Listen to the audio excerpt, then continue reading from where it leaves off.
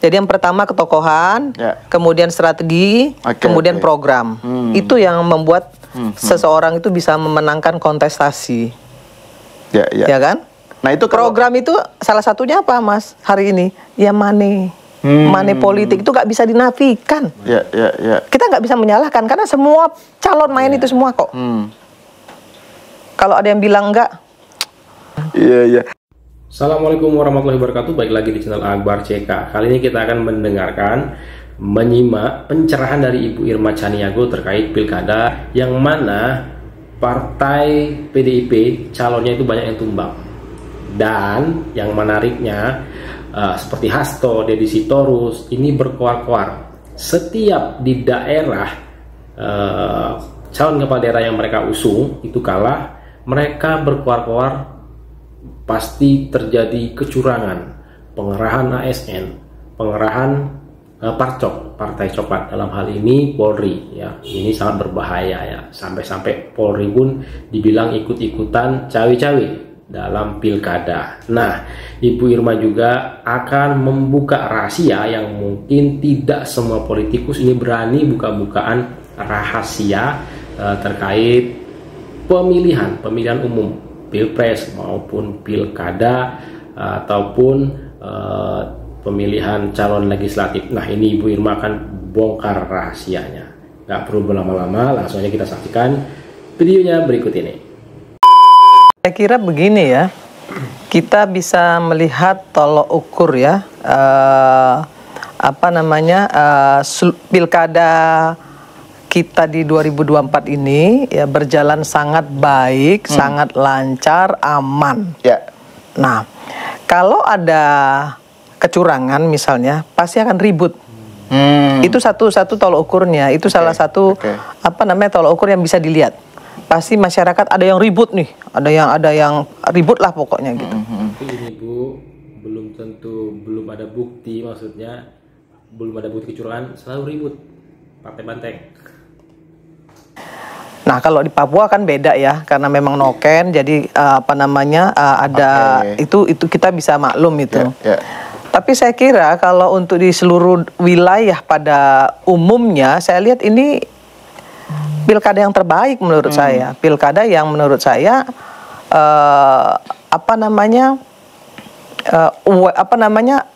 clearness-nya bagus gitu ya. Clearness bagus. Kenapa? Bisa kita lihat dari bagaimana masyarakat melihat ini gitu, melihat kontestasi ini, memilih dengan senang hati, gitu ya. Karena tidak ada reaksi apapun, tidak ada kemarahan, tidak ada protes, tidak ada masalah. Artinya kalau ada narasi-narasi yang menyampaikan itu karena kecurangan atau itu karena bansos, katanya bansos sudah nggak boleh, kemarin kan bansos di stop. Nah, kok sekarang bicara bansos lagi kan gitu? Itu juga nggak, menurut saya nggak. Masyarakat nggak akan terpengaruh lagi lah untuk hal-hal yang seperti itu. Terus yang ketiga, saya selalu menyampaikan begini, Mas. Saya melihat kejadian di DKI Jakarta.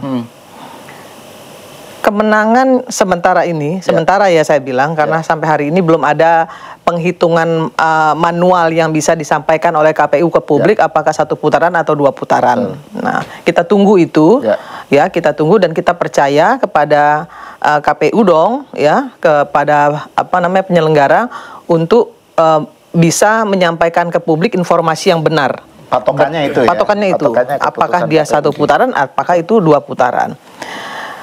Nah, saya lihat untuk bisa 1 putaran atau 2 putaran hari ini di DKI Jakarta itu karena kepiawaian dari masing-masing calon untuk mengambil hati rakyat, ya toh, untuk menyampaikan program ya kerja dan strategi-strategi bagaimana mereka bisa membuat Jakarta ini ke depan itu menjadi lebih baik. Strategi politiknya Rano dan Mas Pram yang menurut saya bagus ya, karena faktanya sampai hari ini mereka unggul. Betul. Nah itu yang harus dilihat, bukan karena si A, si B, si C, si D gitu. Dan Kalau juga endorse, nah gini, kalau endorse itu saya rasa wajar ya. Seluruh apa namanya kontestasi di dunia itu melakukan endorsement. Contoh, ya Amerika lah, misalnya Trump ada endorse dari Elon Musk, ya, kemudian Kamala Harris juga ada endorse dari yang mana gitu. Saya kira dari Obama, iya nggak ada masalah gitu. Dulu Hillary kan Obama bahkan ikut kampanye untuk Hillary. Betul. Nah, saya kira hal-hal seperti itu jangan lagi dijadikan alat untuk membuat gaduh gitu ya. Jadi menurut saya kalau ya kalah ya kita gentle mengatakan bahwa memang kita kalah strategi dan kalah gitu ya. Karena rakyat memang nggak milih kita lagi gitu dan rakyat mau ada perubahan gitu. Tapi bukan soal apa namanya gerakan perubahan ya. Nanti Sekarang larinya ke sana semua ya. Jadi seolah-olah gini loh. Saya kadang-kadang perubahan ya. Dan juga agak-agak kesel juga gitu ya. Seolah-olah apa namanya gerakan perubahan tuh punya siapa gitu Anies, ya. Punya Anies gitu ya. Loh, saya tuh gerakan perubahan itu punya Surya Paloh loh. Ya kan? Malah justru ya. Iya, Restorasi Indonesia itu punya Surya Paloh. Bukan Abah, tapi Pak Surya Paloh Perubahan. Bukan Abah. Pak Surya Paloh yang apa namanya yang memiliki gerakan perubahan itu gitu ya. Jadi saya kadang-kadang kesel juga ngeliat orang-orang bicara restorasi Indonesia, ya. Karena itulah juga kemudian Pak Surya secara gentle menyampaikan kepada publik ketika misalnya calon yang kita dukung kalah, ya kita sampaikan dengan hormat bahwa kita mendukung pemerintahan yang menang, kan seperti itu. Nah, harusnya sikap-sikap seperti itu yang ditampilkan ke publik, disampaikan ke publik gitu ya, sebagai seorang negarawan gitu. Itu yang harusnya dilakukan. Jadi tidak menghadap-hadapkan rakyat dengan rakyat dan rakyat dengan pemerintah. Nah, seperti contohnya hari ini yang saya dengar, wah ada pengarahan dari Partai Coklat gitu. Nah itu serem banget tuh Mas. Kencang itu narasi itu. Itu serem loh. Menurut saya itu hal yang sangat nggak bagus banget.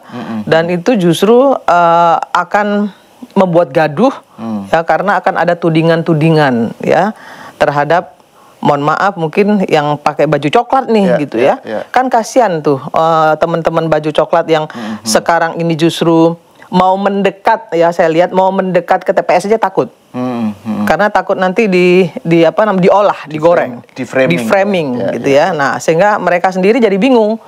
Satu sisi mereka menjadi pamong rakyat untuk mengawasi kontestasi, tapi di sisi lain juga pasti gitu kan, sudah ada yang menyebut pasti ada tudingan-tudingan bahwa mereka ikut bermain dan lain sebagainya. Nah, yang seperti inilah menurut saya menjadikan pemilu ini menjadi nggak fair. Ya, bukan nggak fair untuk pemerintah, tapi nggak fair untuk orang yang selalu nggak pernah mau menerima kekalahan gitu. Betul. Saya kira itu Mas. Soal yang baju coklat itu ya Kak Irma, yang tadi Kak Irma kan ini poin menurut saya meng-highlight satu poin yang menarik, jangan sampai rakyat diadu dengan rakyat diadu dengan pemerintah ya, dengan aparat gitu ya. Itu kan narasinya, misalnya dari Mas Hasto ya, menarasikan bahwa jadi polisi Hasto, manusia penuh drama, cocoknya jadi pemain sinetron. Itu sekarang sudah terbagi 3. Ada yang polisi merah putih. Nah, merah putih itu pengertiannya pokoknya ya sejalan lah dengan PDIP gitu dari segi ininya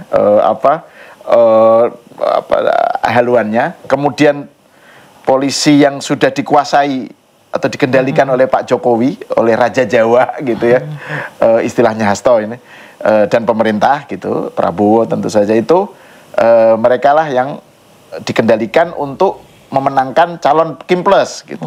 Kemudian ada polisi yang abu-abu, nggak jelas. Nah itu kan kemudian menjadikan polisi juga seakan-akan dibelah-belah gitu loh, kayak memecah belah polisi gitu.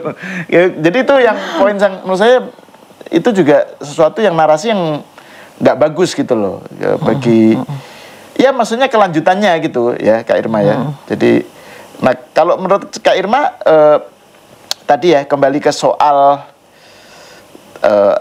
bahwa faktor utama itu adalah strategi dan ketokohan gitu ya. Nah, saya mau kembali ke soal narasi itu kan, tuduhan-tuduhannya itu kan kalau kalah kalau calonnya kalah curang. ada itu dicurangi. Terus ada endorsement. Ya. Nah, endorsement Pak Jokowi cawe-cawe di Jawa Timur, Jawa Tengah dan lain-lain. Terus bansos dan seterusnya. Sementara kalau menang itu diem aja gitu ya. Seakan-akan itu fair gitu. Nah, Kak Irma melihat itu gimana narasi semacam itu?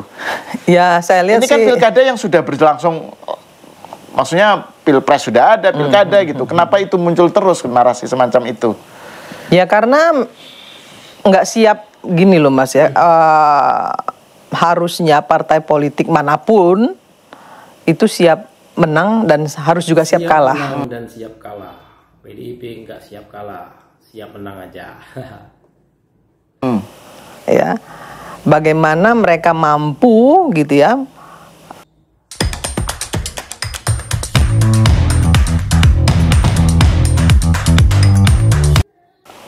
mendorong tokoh yang memang disukai oleh publik, yang memang dipercayai oleh publik. Itu yang pertama. Yang kedua, strategi politiknya. Nah, yang ketiga, bagaimana kemudian partai pendukungnya ini mampu menjaga kondusivitas.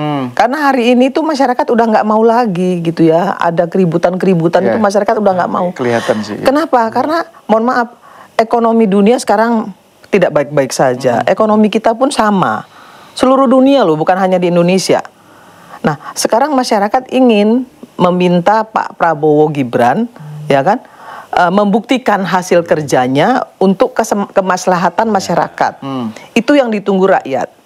Nah, rakyat mensupport itu. Rakyat nih percaya nih, ya percaya dan menunggu itu. Dan itu kan yang harus dibuktikan oleh pemerintah. Nah, ya kita tunggu. Nggak bisa hanya 100 hari kerja, nggak bisa. Ya 100 hari kerja tuh baru beresin buku-buku gitu loh ya. Belum bisa dilihat dari situ. Nah, itu yang kedua. Yang ketiga, kalau yang keluar dari satu partai, entah partai manapun gitu, makanya Nasdem sendiri selalu berhati-hati dalam mengeluarkan statement. Itu jangan sampai menghina, jangan sampai membuat masyarakat itu tercederai, gitu ya. Misalnya seperti tadi disampaikan, ada yang menyampaikan mungkin itu relawan ya, relawan, tapi itu justru malah akan menghancurkan partai yang didukungnya kalau dengan sikap-sikap yang seperti itu gitu ya. Rakyat Jawa Tengah bodoh, IQ-nya rendah karena miskin. Lah dulu kan gubernurnya siapa di sana kan muncul, gitu. Sekarang muncul reaksi balik yang begitu-begitu itu harusnya tidak diambil ya untuk digoreng. Ganjar Pranowo. Ya. Gitu loh. Kalau itu diambil untuk digoreng justru malah kontraproduktif gitu.